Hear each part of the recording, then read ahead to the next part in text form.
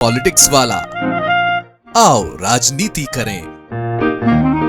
सिंधिया को सीएम बनाओ नहीं तो अपनी खैर बचाओ। जी हां, यही बैनर लगा है मुरैना में। पॉलिटिक्स वाला के दारार शो में आज बात इसी पर। नमस्कार, मैं हूं राशिद और मेरे साथ हैं रचित। नमस्कार रचित, बैनर जो है मुरैना में लगा है, मुरैना में कहां लगा है और उस पर क्या लिखा है? सबसे पहले बात इसी पर, उसके बाद हम बात करेंगे इसके मायने और किसने लगाए, क्यों लगाए, वो सब तमाम। देखिए राशिद, अपने दर्शकों को हम बता दें कि ये बैनर उस दरवाजे पर लगा है जहां हम सभी सुबह से मत्था टेकने जाते हैं, जी, जहां हम अपनी रक्षा के लिए प्रभु से कहते हैं कि हमारी रक्षा करिए। जी, हनुमंत लाल के मंदिर में लगा है, प्रभु श्री राम के अनन्य भक्त हनुमान जी के मंदिर के बाहर ये बैनर लगा है। उस बैनर में साफ लिखा है कि सिंधिया को मुख्यमंत्री बनाओ नहीं तो अपनी खैर बचाओ। जी।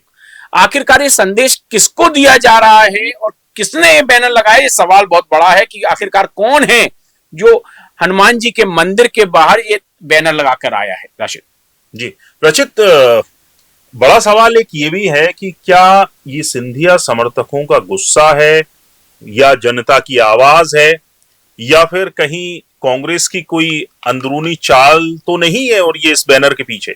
देखिए राशिद, इस बैनर के पीछे किसकी क्या चाल है, किसका क्या गुस्सा है, ये तो जनता जनार्दन जानती है।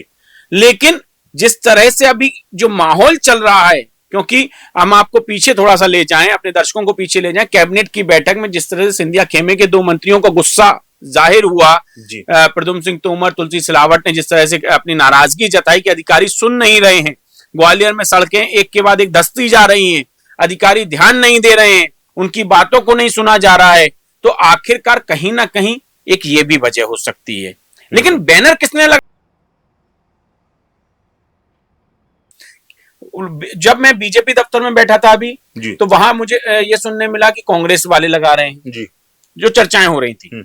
अब चर्चाओं का बाजार गर्म है राशिद। देखो, जब कोई बैनर आता है सामने तो राजनीतिक चर्चाएं होना शुरू हो जाती हैं और खुसुर फुसुर कहीं ना कहीं होने लगती है। तो उस खुसुर फुसुर में एक चीज ये सुनने आई कि कांग्रेस की चाल हो सकती है, या फिर जो राजनीतिक गलियारों में जो वरिष्ठ पत्रकारों की चर्चा है उसमें यह भी समझ में आ रहा है कि कहीं ना कहीं कोई खिचड़ी ना पक रही हो। क्योंकि जिस तरह से प्रद्युम्न सिंह तोमर का नाराज होना, तुलसी सिलावट का नाराज होना मंत्रिमंडल की बैठक में कि अधिकारी हमारी सुन नहीं रहे हैं, ग्वालियर चंबल में जिस तरीके से, ग्वालियर के अंदर जिस तरीके से सड़कें धंस रही हैं, माधवराज सिंधिया की मूर्ति के पास धंस गई, कहीं और धंस गई, कहीं और धंस गई, यानी एक के बाद एक महीने में कई सड़कें का धंसना ग्वालियर की जनता के लिए मुसीबत पैदा कर रहा था। उनका नाराज होना, उसके बाद सिंधिया, आपको एक और बात बता दें कि सिंधिया जी बैठक लेने आए ग्वालियर में और उन्होंने वहां माना कि हाँ सड़कें धंस रही हैं। क्यों? क्योंकि उनके मंत्रियों की कोई सुन ही नहीं रहा था, बिल्कुल मंत्रियों को कोई समझ नहीं रहा था, तो सिंधिया जी को आना पड़ा दिल्ली से ग्वालियर। तो कहीं ना कहीं ये भी एक राजनीतिक गलियारों में चर्चाएं हैं कि कहीं ना कहीं कोई खिचड़ी तो नहीं पक रही है या फिर प्रेशर पॉलिटिक्स तो नहीं है। ये बैनर जो है जी, वो कहीं ना कहीं बीजेपी की जो अंदरूनी गुटबाजी है उसको भी उजागर करता है। जी, वो भी एक उजागर, माने या ना माने, देखिए गुटबाजी हर जगह है। बीजेपी के में बहुत सारी गुटबाजियां चल रही हैं। सिंधिया खेमा अलग है, नरेंद्र सिंह तोमर का खेमा अलग है, नरोत्तम मिश्रा का खेमा अलग है, और भी तमाम खेमे की अगर हम जिक्र करें तो बहुत सारे खेमे हैं वहां पर। जयभान सिंह पवैया का खेमा अलग है। लेकिन राशिद, एक बहुत ही दिलचस्प वहां का एक मुझे वाक्य याद आ रहा है। अभी कुछ दिन पहले की बैठक का हमने जिक्र कर ही दिया है। तो इस बैठक में सांसद जी मौजूद नहीं थे। ग्वालियर सांसद भारत सिंह कुशवाहा वहां मौजूद नहीं थी उस बैठक में। और उसके पहले इस चीज को लेकर ग्वालियर सांसद 4 या 5 दिन पहले दिशा की बैठक कर चुके थे, अधिकारियों को से बातचीत कर चुके थे कि जो सड़कें धंस रही हैं उन पर किस तरह से प्लान बनाया जाए। लेकिन सिंधिया जी का बैठक करना आकर दिल्ली से है और उसमें भारत सिंह कुशवाहा का ना होना, क्योंकि भारत सिंह कुशवाहा का जो कहा जाता है कि वो नरेंद्र सिंह तोमर के खेमे से आते हैं। तो कहीं ना कहीं बीजेपी के अंदर जो गुटबाजी है वो हावी होती हुई नजर आ रही है। अब ये पोस्टर किसने लगाए हैं मुरैना के अंदर, और वो भी बजरंगबली के मंदिर के बाहर, ये तो भाई जनता जानती है। सिंधिया जी और जो ग्वालियर सांसद हैं उनके बीच पहले भी बहुत बेहतर रिश्ते नहीं रहे हैं, बेहतर रिश्ते नहीं रहे हैं। और क्योंकि जो सांसद है वो नरेंद्र सिंह तोमर के गुट से आते हैं और नरेंद्र सिंह तोमर कि गुट से आने के चलते उन दोनों के बीच में कभी बेहतर रिश्ते नहीं रह पाए हैं। और जिस तरह से कल मैं कहीं सुन भी रहा था कि उनसे जब पूछा गया कि आप उस बैठक में नहीं थे, तो उन्होंने साफ कहा कि मैं जब दिशा की बैठक ले चुका हूं तो मैं दोबारा क्यों बैठूं, मैंने अधिकारियों को निर्देश दे दिए हैं।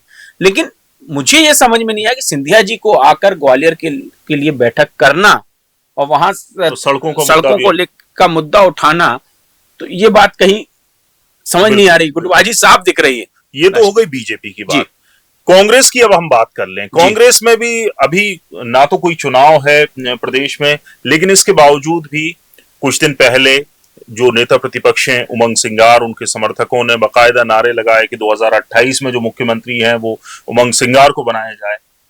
वहां भी क्या बहुत कुछ ठीक नहीं चल रहा है, या उसके पीछे की क्या रणनीति नीति और वो चल रहा है? देखिए राशिद, हम अपने दर्शकों को पहले वो वीडियो सुनाना चाहेंगे। अनूपपुर का वो वीडियो है जहां पर एक सभा को संबोधित करते हुए, वोट चोर गद्दी छोड़ वाली रैली को संबोधित करते हुए क्या कुछ वहां नारे लगे, पहले वो आप सुन लीजिए। मुख्यमंत्री कैसा हो, हमारा मुख्यमंत्री कैसा हो। अभी 2028 बहुत दूर है, इसकी बात में एक बात मैं कहना चाहता हूं सबसे। क्या नाम तुम्हारा? नीलेश पांडे। आज मैं जब नर्मदा मैया के दर्शन कर रहा था मंदिर में, तो हमारे फुसने भाई बोले कि इनकी मनोकामना पूरी होना चाहिए, मुख्यमंत्री बनना चाहिए, ये वो सब बोल रहे थे साथ बात। पंडित जी बोले कि तो आपके मन में क्या है? मैंने पंडित जी को कहा कि मेरे मन में सिर्फ एक ही भावना है कि अंतिम सांस तक लोगों की सेवा करता रहूं, जन सेवा करता रहूं। तो ये बड़ा याद थी कि मैंने उन्हें नहीं कहा कि मुझे मुख्यमंत्री बनना। बाकी की बात है, अलग बात है क्या होना है, मैं इस पर विश्वास भी रखता हूं। मैं जो आज है उस पल में जीता हूं, और आज मैं आपके लिए क्या कर सकता हूं वो मैं सोचता हूं। आपने सुना कि किस तरह से मुख्यमंत्री के लिए नारे लगाए जा रहे हैं कि 2028 का मुख्यमंत्री कैसा हो, उमंग सिंगार जैसा हो। लेकिन कांग्रेस के अंदर जिस तरह से गुटबाजी पहले से है, क्योंकि कांग्रेस खंड खंड में बटी हुई है, ये सब लोग जानते हैं, हर का गुट अलग अलग है। बिल्कुल। लेकिन उमंग सिंगार के लिए ये नारे जो सामने आए, उससे एक संदेश जा रहा है कि कहीं ना कहीं कांग्रेस में जमकर गुटबाजी है अभी भी। हरीश चौधरी चाहे जितना पानी डाल लें, गुटबाजी का जो रायता है वो फैला हुआ है, वो समेट नहीं पा रहे हैं जी।